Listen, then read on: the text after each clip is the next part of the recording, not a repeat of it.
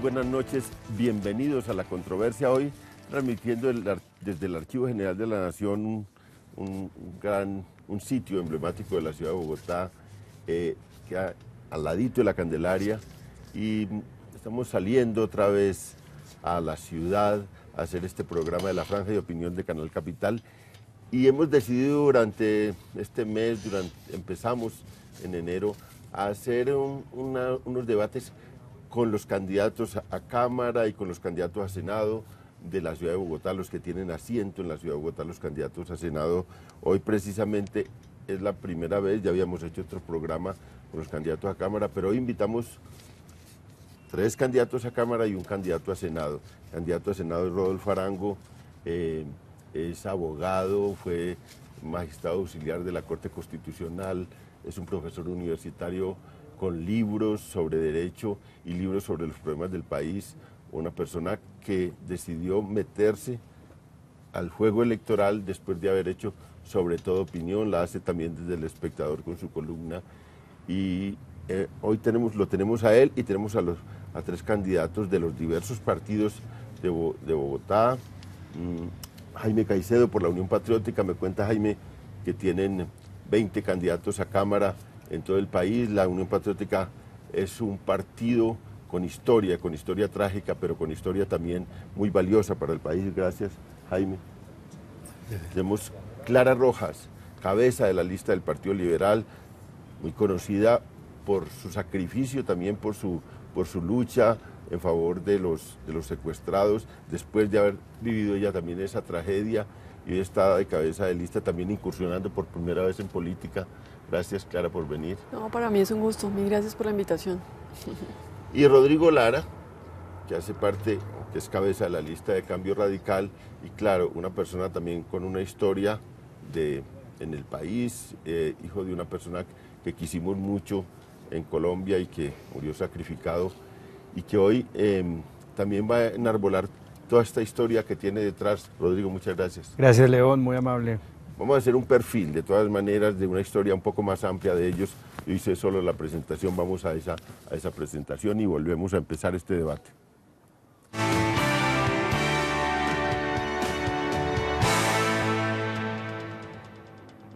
Hoy en La Controversia, continuamos con los programas especiales de cubrimiento electoral.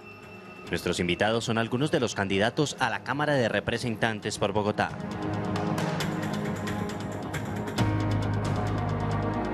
Clara Rojas nació en Bogotá y es abogada de la Universidad del Rosario. Realizó estudios en Derecho Tributario, Derecho Comercial y Ciencia Política. Trabajó en una importante firma de abogados y luego se independizó. Ingresó al sector público con el Departamento Nacional de Planeación y el Ministerio de Comercio Exterior y retornó al sector privado asesorando diversas empresas. Fue secuestrada por las FARC en 2002 y liberada en 2008. Escribió su primer libro, Cautiva, traducido en más de 13 idiomas. En 2010 y 2011 ganó la mención a Mejor Biografía y Libro Latino del Latin American Book Awards, New York. Ejerció como directora de la Fundación País Libre y aspira a la Cámara por el Partido Liberal como cabeza de lista.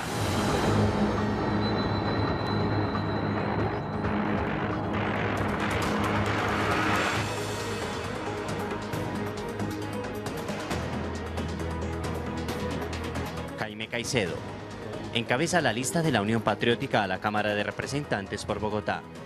Ha sido profesor e investigador durante 35 años de la Universidad Nacional, fundador, secretario general del Partido Comunista y sobreviviente de la Unión Patriótica. Es antropólogo, magíster en análisis político, económico, de relaciones internacionales y doctor en ciencias filosóficas de la Universidad de La Habana. En 1985 fue gravemente herido en un atentado, teniendo que exiliarse en más de una oportunidad por su intensa actividad política de izquierda. Fue concejal de Bogotá desde el 2008 al 2011 con una importante votación.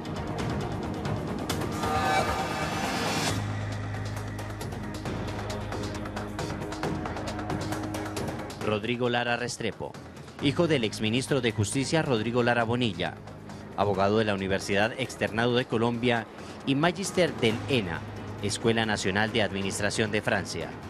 Ha sido investigador de la Universidad Externado, asesor del Ministerio del Interior y del Alto Consejero Presidencial para la Acción Social. Sala Anticorrupción de la Presidencia de la República. En el año 2006 estuvo como candidato al Senado por Cambio Radical y aunque no logró una curul, en el 2008 ingresó como reemplazo del senador Germán Vargas Lleras. Más adelante se desempeñó como presidente del Gremio Empresarial de Telefonía Móvil. Hoy día es el primer renglón en la lista a la Cámara de Representantes por Bogotá, Cambio Radical.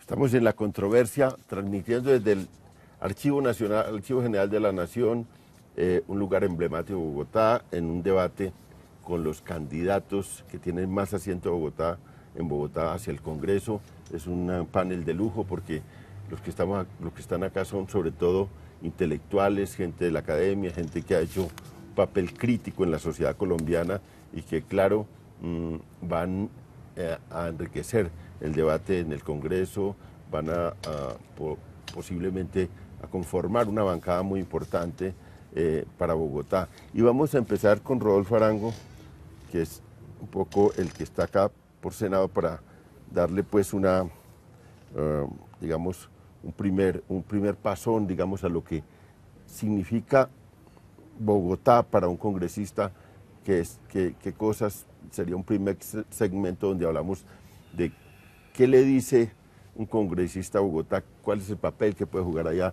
en favor de la ciudad. Rodolfo. Gracias, León, primero por la invitación, muy amable, y a los invitados, muchas gracias. Yo diría que Bogotá es el crisol de la nación, es una ciudad que acoge a gran cantidad de población procedente de todo el país. En ese sentido, para un político que se inicia en estas lides, como es mi caso, digamos, el contacto con Bogotá es fundamental. Digamos, se le mide el pulso a la nación, la problemática. Yo creo que la gente que viene de las regiones arrastra tras de sí toda una historia. Pensemos en el desplazamiento nomás, la población de Soacha, lo que concentra en Bogotá y lo que significa para el país. Y en ese sentido, yo creo que para alguien que busca apoyo popular para llevar unas banderas de representación al Congreso, Bogotá significa algo muy importante, su número de población, pero por sobre todo ese pulso que hay que tener sobre el país, sobre sus problemas. Uno tiene que saber llegarle a la gente con cuestiones concretas, y creo yo que Bogotá le da una cierta ventaja a los que son de aquí, porque encuentra uno la nación entera con sus problemáticas y es fácil acceder a ese diálogo directo cara a cara con los actores. Jaime, usted ha sido concejal de Bogotá, de manera que ese ha sido su tema durante mucho tiempo. Ahora, ¿cómo es eso de pasar de concejal a ser candidato a la Cámara y cuál es la diferencia y cuáles son las cosas comunes entre ser concejal de Bogotá y ser representante a la Cámara por la ciudad? Bueno, muchas gracias y buenas noches para todos y todas. Yo soy candidato a la Cámara por la Unión Patriótica, es decir, por un proyecto que renace después de un genocidio que avergüenza a este país y después de 11 años de ostracismo político sin una personería jurídica con la cual actuar. Yo pienso que la idea de llegar al Congreso es la idea de posicionar la necesidad de un compromiso de este movimiento Unión Patriótica con una paz democrática en este país, que implique cambios y transformaciones en la sociedad. Y por eso lo que nosotros hicimos y propusimos como concejal de Bogotá, lo vamos a proyectar en una visión nacional, pensando en esta ciudad, desde luego, pero pensando que esta ciudad no solamente es un crisol del país, como ha dicho Rodolfo con toda razón, sino que además es el punto donde se anudan las contradicciones más esenciales de la sociedad. Yo creo que en ese sentido pensamos jugar algún papel constructivo y propositivo para el cambio democrático.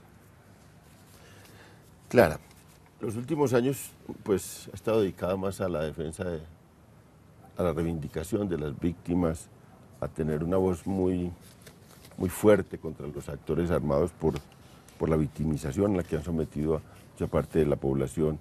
Ese puede ser, claro, es una bandera muy importante en Bogotá. Esa bandera y otras a Bogotá, ¿qué va a hacer usted en la Cámara?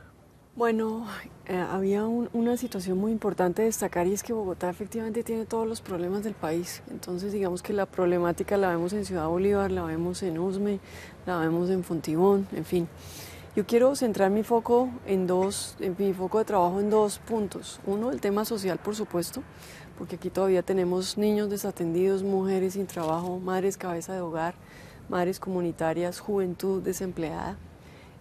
Adultos mayores sin atención, de manera que el foco social es fundamental.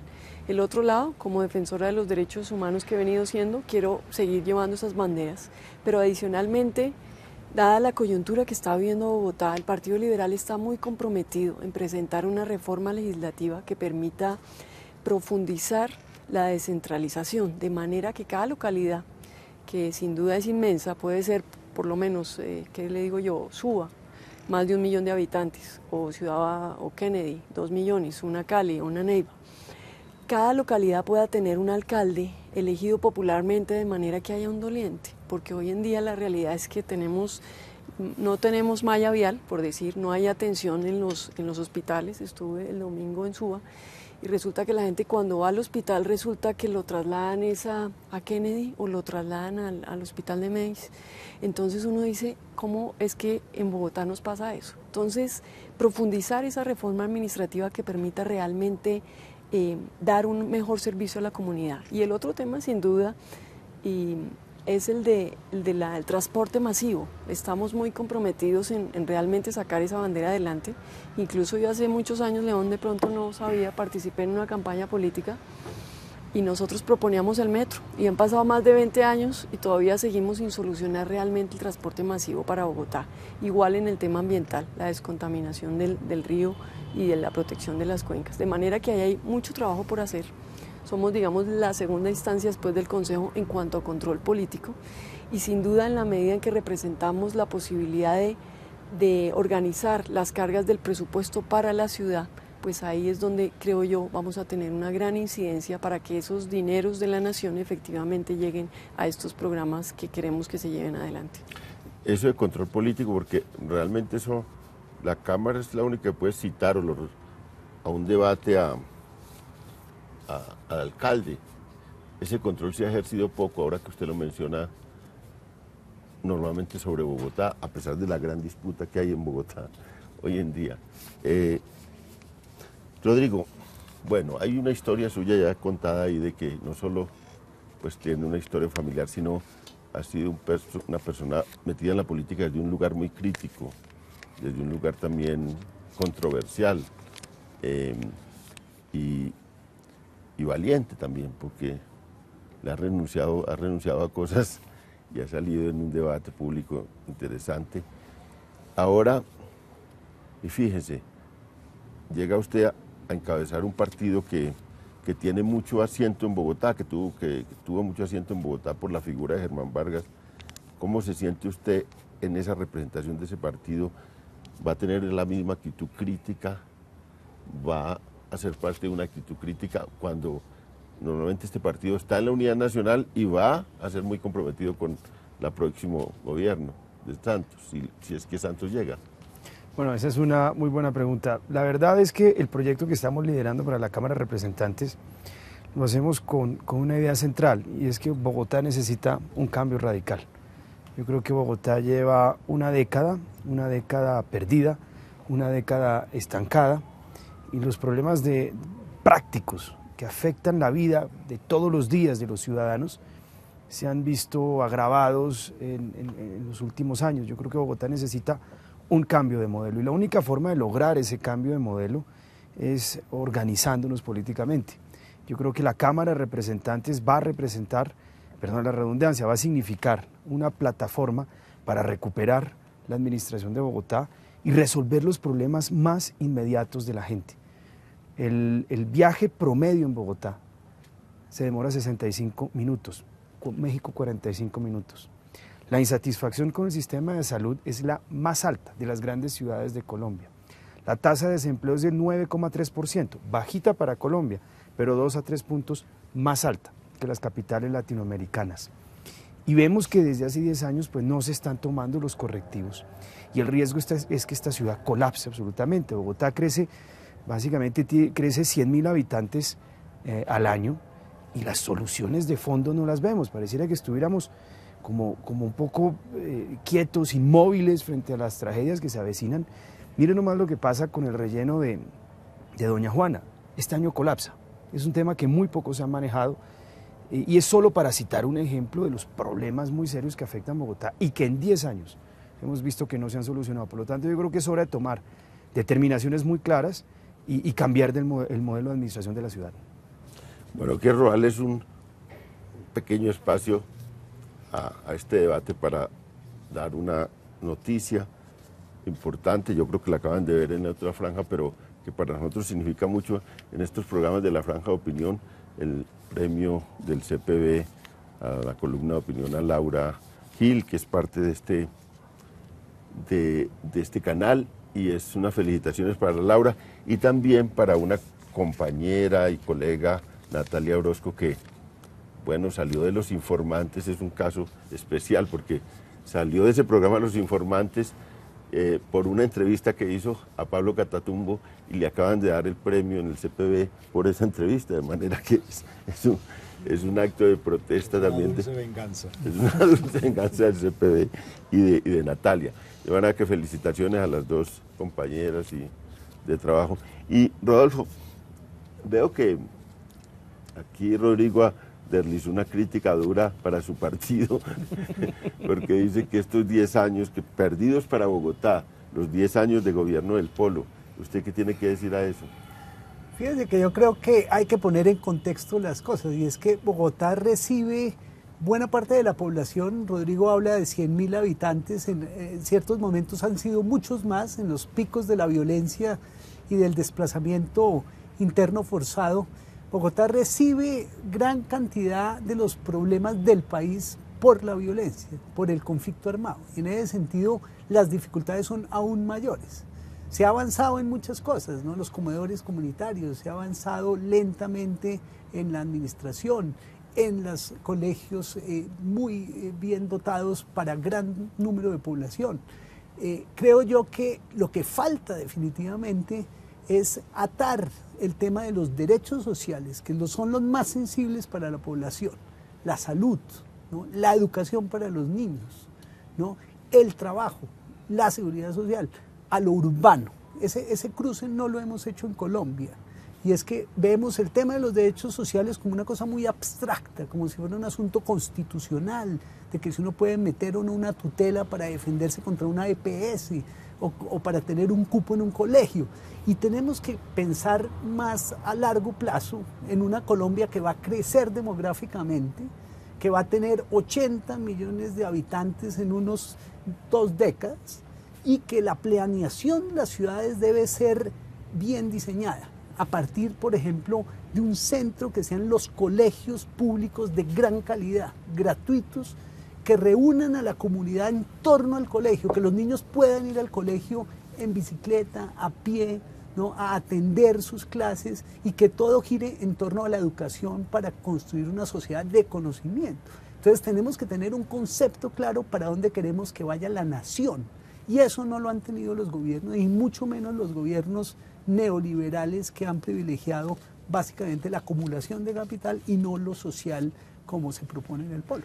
Vamos a ir a una pausa y Jaime, cuando regresemos, usted también lo toca ese debate con Rodrigo y hay que meterle polémica a esto porque se llama la controversia. Entonces vamos a una pausa y volvemos.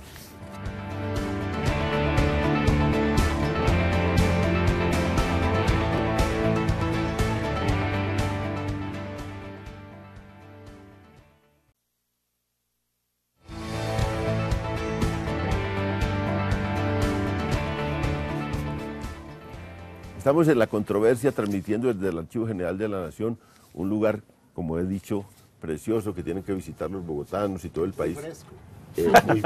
Un poco fresco en esta hora.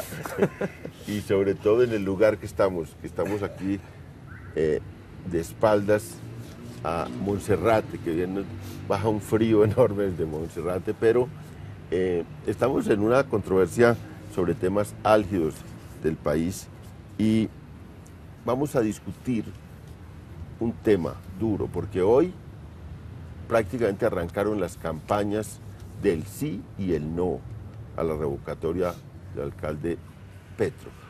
Hoy sale el secretario de gobierno de la administración Petro, el señor Guillermo Jaramillo, a encabezar la campaña por el no a la revocatoria del alcalde Petro de cara a un evento electoral del 2 de marzo. Y al mismo tiempo pica en punta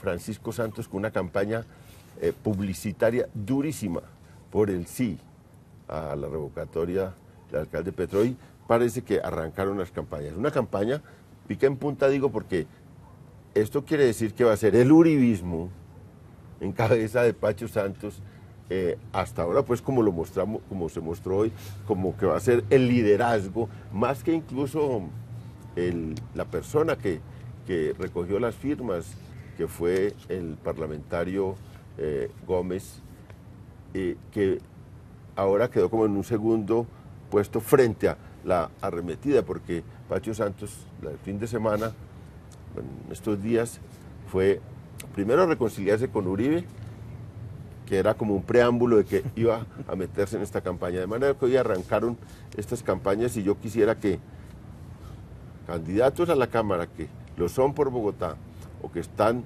con asiento en Bogotá, debatiéramos qué futuro tiene este debate, la ciudad cómo se va a ver un poco sacudida por el hecho que va a ser un poco anterior a las elecciones para Congreso. Y entonces empecemos con Rodolfo. ¿Cómo ve usted ese pulso por la revocatoria? Es ciertamente complejo porque se entrecruzan varias variables, ¿no? Y es que va a ser el 2 de marzo, 7 días antes de las elecciones para Congreso. Petro claramente va a utilizar el escenario para promover lo que es su programa de gobierno lícitamente, va a defender esa Bogotá humana y va a intentar que esa coyuntura sirva a las listas verdes, a las listas progresistas. Bueno, hoy en día no se sabe qué sector va a privilegiar, pero finalmente va a usar políticamente eso como una estrategia electoral. Y eso es absolutamente lícito en una democracia. Ahora, el tema se complica en lo jurídico, ¿no? Porque las tutelas van en curso, van corriendo, y es una carrera contra el tiempo. Por eso hoy Petro sale a mandar mensajes a Santos de que le podría mandar un salvavidas para que gane en primera vuelta o de pronto en segunda vuelta. Dicen los periodistas del Espectador en un reportaje que uno no sabe cuáles son las fuentes, que le estaría ofreciendo 1 millón de votos para que el presidente de la República demorara un poco la destitución de forma tal que no hubiera finalmente unas elecciones, sino que se pudiera presentar una terna después de junio por parte de los progresistas. Entonces, es un ajedrez complejo, que hay muchos factores. El uribismo quiere esta plaza, ¿no? Puede avanzar. Entonces, todo se juega en el escenario de las elecciones para Congreso el 9 de marzo. Vamos a ver cuál es el impacto, porque si la gente no sale a votar, como es previsible, la gente en Colombia se cansa de estar votando por políticos desacreditados como tal, entonces puede que no logre el umbral el 2 de marzo y sea una victoria para Petro ya a nivel político, ¿no? Puede ser que si la gente sale masivamente a votar, afecte las elecciones del 9 de marzo porque la gente se cansa y no quiere salir a votar una semana después. Rodrigo, con esta incursión del uribismo en la campaña, va a ser imposible que los demás partidos sean indiferentes al tema, porque es una disputa por la principal plaza electoral del país y claro, es también en la perspectiva de revocatoria, pues es la disputa por la alcaldía. ¿Qué hace Cambio Radical ahí? ¿Cómo está Cambio Radical en ese punto? Mi posición, yo siempre fui muy crítico de esos intentos de terminarle abruptamente el mandato a Gustavo Petro, por diferencias ideológicas. Es decir, mis críticas no están de ninguna forma apoyadas en prejuicios ideológicos o neoliberales, de ninguna forma. Yo creo que son puntos de vista de eficacia de ciertas políticas públicas, pero yo siempre fui muy crítico de esos intentos de ciertos sectores por terminar de esa forma el gobierno de Gustavo Petro.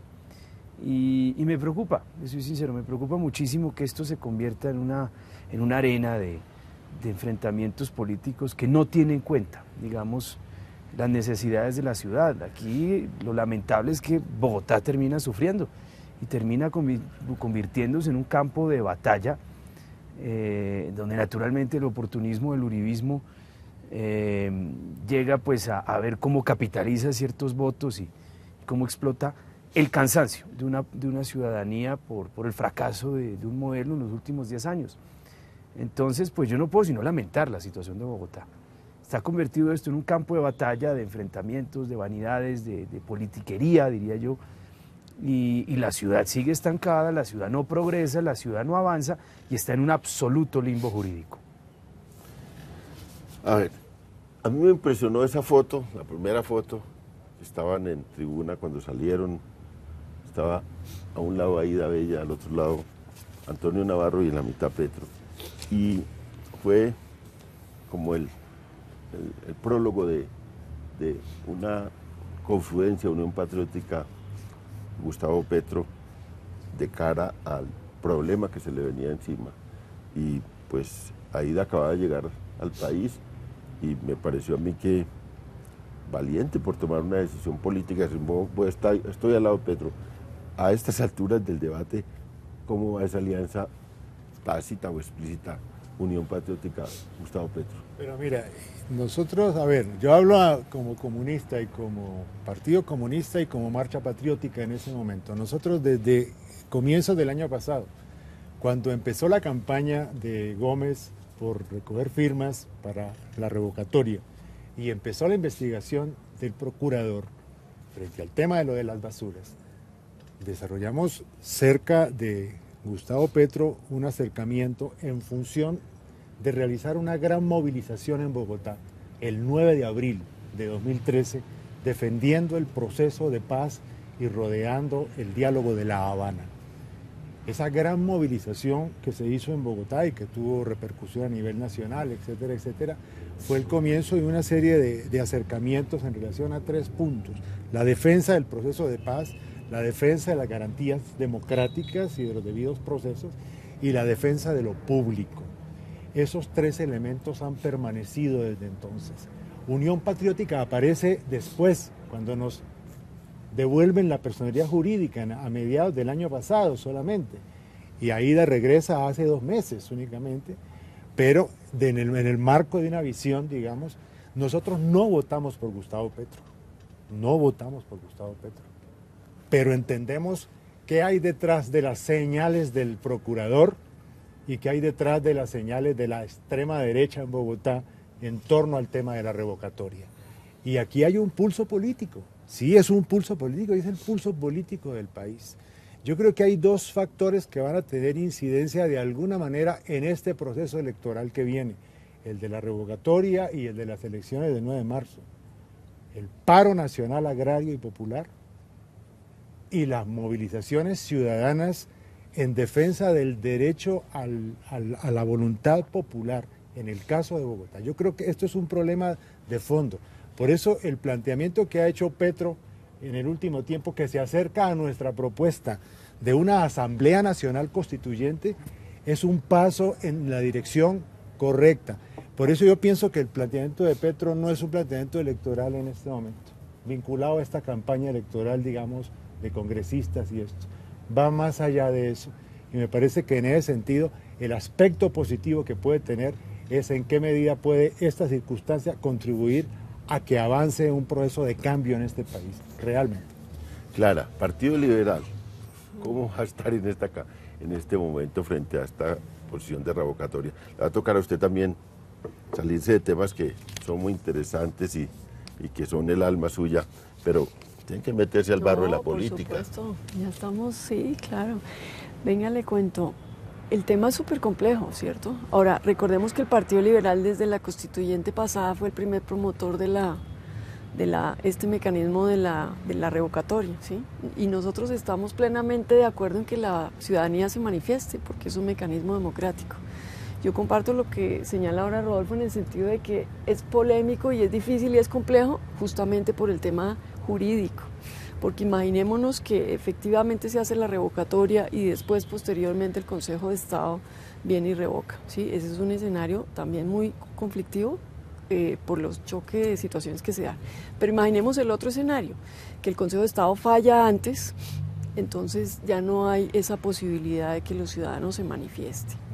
Sí. Ahora, en todo este entorno, yo comparto también lo que dice Rodrigo en el sentido de que Bogotá es la que sufre, ¿sí? Yo desde diciembre que salté a esta arena, pues me ha parecido que lo que tenemos que pensar los bogotanos es primero en Bogotá. Y entonces, de manera técnica, es que uno se pone a analizar el estado de la ciudad y encuentra, desafortunadamente, que falta gestión, que falta ejecución. Más del 60% del presupuesto dicho por los concejales no se ha ejecutado. ¿Sí? Estamos en el peor de todos los mundos, con la plata para hacer los programas sociales, ¿sí? Y con los hospitales sin atención, sin la malla vial, sin todas las necesidades de Bogotá. Entonces, pues como representante de la Cámara por Bogotá, ¿qué me corresponde? Pues defender la ciudad y defender los ciudadanos, porque nosotros necesitamos hoy aterrizar, digamos, esos derechos abstractos en el día a día de las personas. No son los 60 minutos, 65 que dice Rodrigo, es hora y media para ir a trabajar y hora y media para volver. Son 3 horas y media en promedio que la gente se gasta nomás en el Transmilenio. ¿El Partido Liberal va a estar con sí o con el no a la revocatoria? Bueno, me deja una salida buenísima porque mañana nos citaron para hacer consenso y plantear una posición única, ¿sí? Entonces, pues... O sea, el Partido Liberal toma posición mañana. Sí, mañana. Para eso estamos citados todos, justamente para definirlo de manera... Bueno, a mí sí me dijo el director del Partido Liberal, Simón Gaviria, me dijo, nosotros estamos contra la revocatoria, pero se ve que hay democracia en el Partido Liberal y van a tomar una posición conjunta.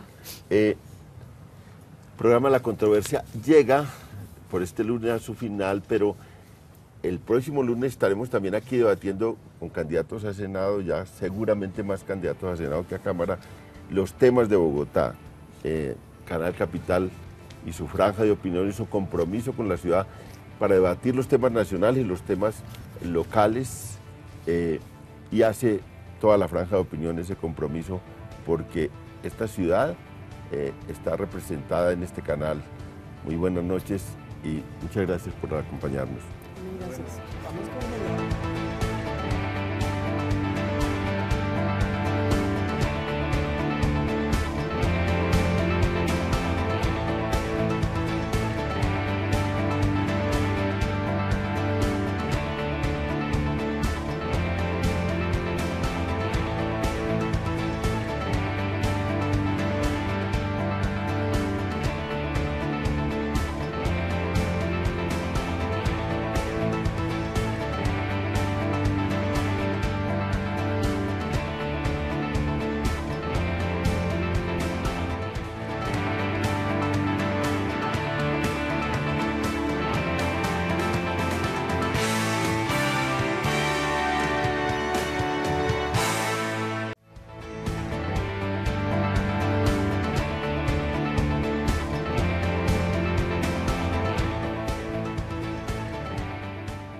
Estamos en La Controversia transmitiendo en directo desde el Archivo General de la Nación, un sitio hermosísimo, y hoy nos lo han facilitado la directora para venir acá y para invitar también a que venga la gente de Bogotá y la gente del país a ver este archivo que tiene verdaderos tesoros escritos, fílmicos, de la historia de nuestro país.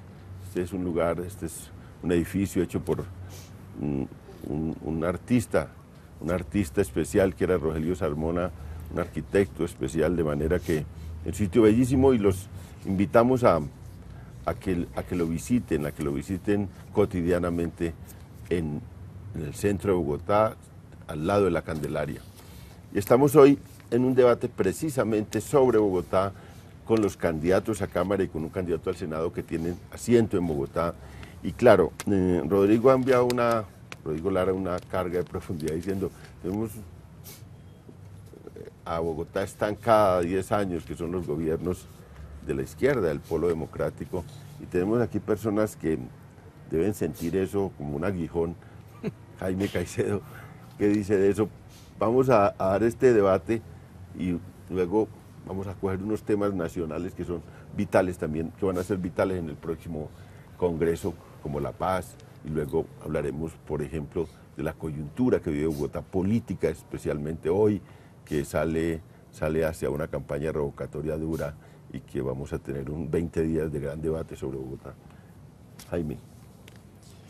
Bueno, yo creo que, digamos, en Bogotá se han desarrollado ciertos elementos de cambio y de reforma que ayudan a buscar, digamos, mejores condiciones frente al problema fundamental de este país y de estas ciudades, que es la tremenda desigualdad. Es decir, el problema ni siquiera es únicamente la pobreza, es el desequilibrio social. Bogotá es una ciudad segmentada entre el norte y el sur, lo sigue siendo, lo era así antes, no es un efecto ni de la izquierda no, es una realidad, y vencer eso es muy difícil. Se han hecho cosas muy importantes, yo comparto lo que dice Rodolfo en lo de la educación, ha sido un importante avance en ese sentido, en cobertura, en calificación, en calidad de los colegios. Me parece que en salud, en cobertura, salud al hogar ha sido una experiencia muy importante. Me parece que incluso en los objetivos del milenio Bogotá ha tenido, digamos, una puntuación, digamos, muy importante para el país y en el desarrollo mismo de la ciudad. Pero el problema sigue siendo un problema de fondo, porque todo esto resulta insuficiente cuando no se logra vencer, digamos, el fondo de los problemas. Aquí muchas administraciones anteriores a la izquierda o a los sectores de izquierda que han gobernado, por ejemplo, nos impusieron la privatización de los servicios públicos en una gran medida. Y esta experiencia me parece que tiene que balancearse. Creo que hay una cierta visión en el sentido de que hay necesidad de superar esto. Algo ha planteado el alcalde Petro, perdóname que me anticipe de todas maneras en ese sentido. Y creo que el tema frente a la privatización, las tarifas, la imposición de las transnacionales que hoy en día controlan Codensa, por ejemplo, o que pretenden, digamos, imponernos mecanismos en relación con el tema de lo de las basuras, etcétera, son aspectos que están haciendo crisis. El modelo neoliberal está haciendo crisis en Bogotá. Y creo que la lucha por vencerlo, por superarlo, es un aspecto muy importante en el cual la izquierda ha comenzado a jugar un papel en la ciudad, en la opinión pública y en la opinión que vota en Bogotá. Por eso creemos que hay opciones de continuar avanzando en una cierta dirección y no regresar al pasado del modelo neoliberal que está en crisis. Claro, usted, este tema que vamos a tomar ahora para dar ¿cómo va a ser tan importante para el país el tema de la paz? Y es un tema en el que usted ha participado porque usted sabe de lo que estamos hablando, de lo que se discute en La Habana, ha sido protagonista haciendo críticas a la mesa sobre el tratamiento que se le dio se le ha dado a las víctimas en esa mesa de negociación. ¿Cómo ve usted en este momento el proceso de paz y siente ya que ese proceso va a terminar en un acuerdo y que va a haber un papel importante del nuevo Congreso en eso? Sí, yo soy optimista. Yo creo que, digamos, ya vamos de los 5 puntos, ya vamos casi que este tercero, que es el del narcotráfico, yo creo que va a estar a puertas de cerrarse, según lo ha anunciado el propio gobierno. Y el propio presidente también ha dicho que espera que este año se firme. Realmente yo creo que es la primera vez en Colombia, número uno, que se logra este avance con las FARC y que se logra ir, ¿cómo se dice?, sacando adelante cada uno de los puntos. Quisiéramos que efectivamente el tema de las víctimas se diera con la mayor claridad y también con el mayor compromiso de las FARC para que efectivamente ese proceso de terminación sea de la mejor manera posible. Y yo diría que es hora de que también las FARC pongan sobre la mesa su compromiso para entrega y dejación de armas, que eso finalmente es lo que les va a dar el marco de entrada a un escenario político. De manera que yo soy optimista y con todo pues a la espera de cuál va a ser la actitud de ellos en relación a ese fin del proceso que esperamos, yo creo que sea en el segundo semestre, ¿no? No es fácil tampoco, aunque decimos que eso va muy para adelante, no es fácil porque acabamos de tener un episodio pues que muestra hasta dónde pueden llegar personas, grupos y eventualmente gente de la misma institucionalidad y del mismo establecimiento contra ese proceso de paz. Ocurrió en Bogotá y porque ocurrió en Bogotá y por el impacto nacional que tiene casi es ineludible y gente que va a jugar un papel político tan importante como ustedes en la Cámara de Representantes, Rodrigo, a hablar sobre las chuzadas y sobre todo valorar lo duro que es llegar a un acuerdo de paz, como hay unas fuerzas tan encontradas que son capaces de, bueno, de hacer una cosa que los tiene un poco aterrorizados por las implicaciones que tiene. Esas chuzadas, ¿qué le indican sobre el proceso de paz? ¿Cómo ve? ¿De dónde puede venir eso? ¿Eso será capaz de atravesarse en el proceso? A ver, yo creo que pues no se conoce todavía mucha información sobre estas chuzadas, no se ha podido desencriptar algunos de estos computadores. En todo caso, pues lo que vemos es que estas chuzadas ilegales es un mal endémico de muchas democracias. Vemos que los poderes de las fuerzas de seguridad llegan a convertirse en ocasiones en ruedas sueltas en materia de intereses propios y una lectura propia de la realidad, y se salen a veces de los controles democráticos. Yo creo que ese es el asunto de fondo. Y se planteaba ahorita, por ejemplo, con las chuzadas pues, más sofisticadas que había en Estados Unidos, que se filtraron con el affair Snowden, y lleva naturalmente a replantear toda una reflexión sobre los controles democráticos que existen sobre estos elementos de las fuerzas de seguridad que chuzan y que siguen, digamos, una agenda propia muy compleja. ¿Y por qué se dice que a los negociadores de paz, qué significado tiene eso, que sea dirigido a ese grupo del gobierno que está negociando la paz?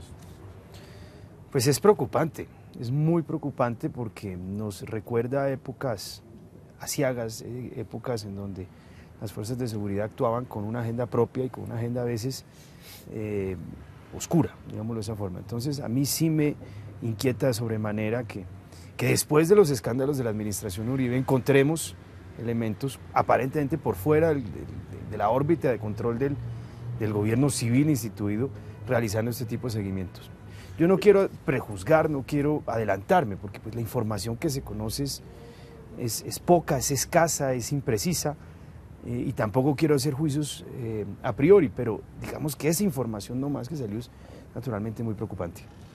Rodolfo, ¿es continuidad de todas estas cosas que se hicieron en el gobierno de Uribe este episodio, y por qué la paz como objetivo de este tipo de chuzadas?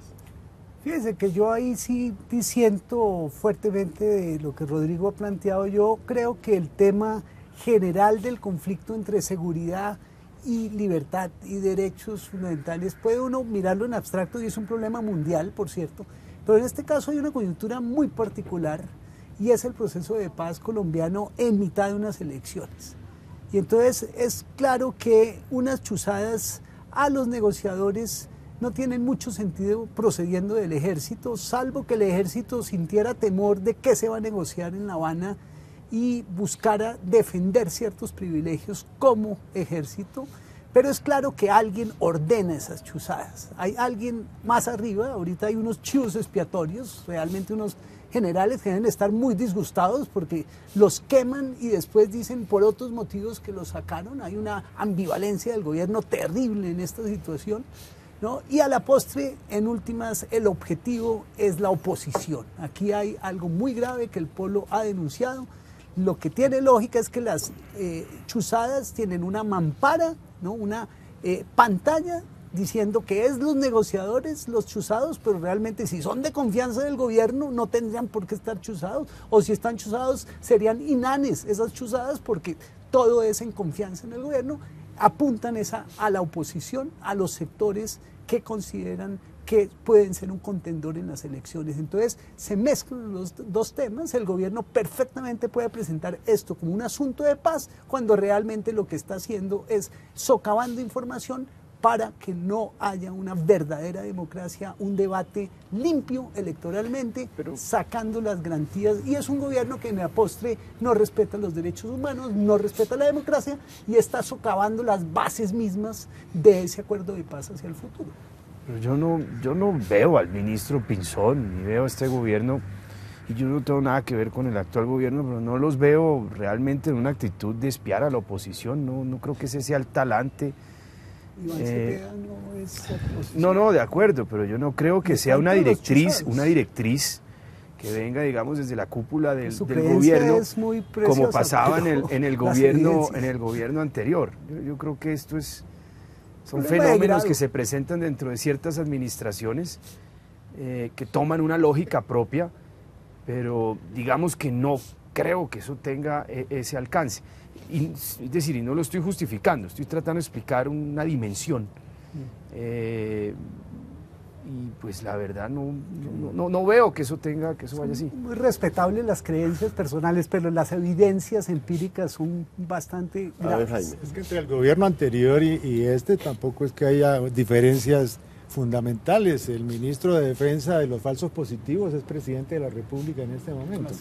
Entonces, yo pienso, y voy a decirlo con claridad, yo pienso como comunista, que ha luchado en este país desde su juventud, y como Unión Patriótica, ¿qué garantías tenemos los sectores de la izquierda pensando en la democracia, pensando en la paz posible, digamos, una paz realista?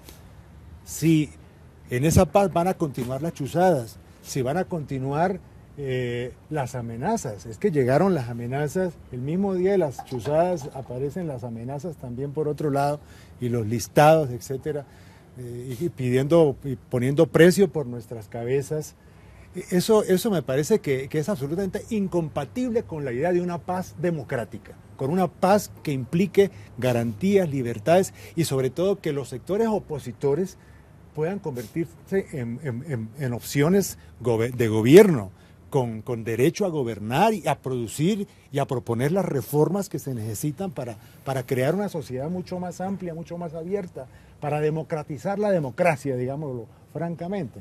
Entonces, en ese sentido me parece que es sumamente grave lo que está pasando.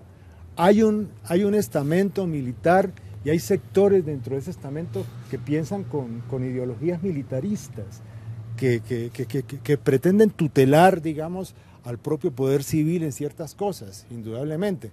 Pero creo que el gran problema de Juan Manuel Santos es su extraordinaria tendencia a conciliar con la ultraderecha y con esas posturas militaristas. Y por eso yo temo que en cualquier momento esto pueda afectar el mismo proceso de diálogo y de paz en La Habana. Pienso que eso puede conducir a una situación crítica y me parece que por ello tenemos que estar en alerta todos los sectores democráticos de Colombia.